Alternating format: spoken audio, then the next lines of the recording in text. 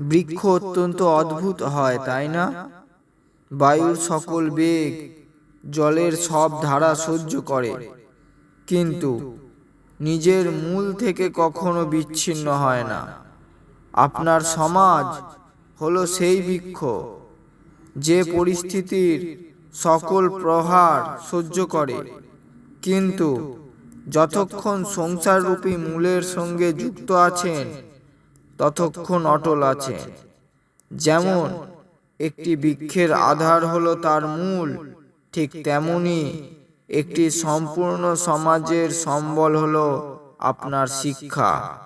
সেই জন্য কখনো নিজের শিক্ষা ভুলে যাবেন না। ও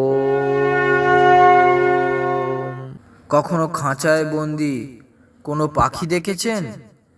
সে খাদ্য আর মায়ার লোভের বশবর্তী হয়ে পাখি হওয়ার সব থেকে বড় অধিকার হারিয়ে ফেলে।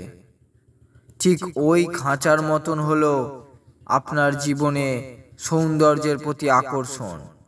যখন আপনি আকর্ষণকে প্রেম বলে ভুল করেন, তখন আপনি সত্য দেখতে পান না।